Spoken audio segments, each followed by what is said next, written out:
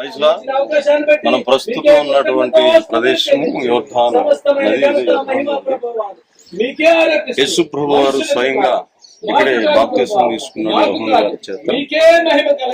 నీతి యావత్తు ఇలా జరగాలి కనుక ఆ విధంగా కానియమని ప్రభువే సాక్షాత్తు బాప్తిసం తీసుకుని ఒక మార్గదర్శిగా ప్రజలందరికీ ఒక మార్గం నిర్దేశించారు.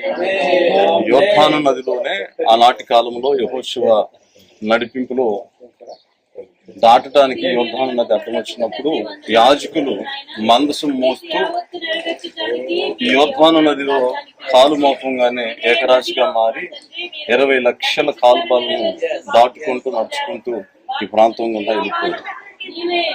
అదే ఎలీషా కాలంలో నయమాన్ వచ్చినప్పుడు యోర్దాను నదిలోనే 7 మార్లు మునుగు నువ్వు శుద్ధుడు అవుతావు అన్నాడు. ఈ మురికి నదిలే కంటే మా దేశంలో గొప్ప నదులు ఉన్నాయి అన్నాడు.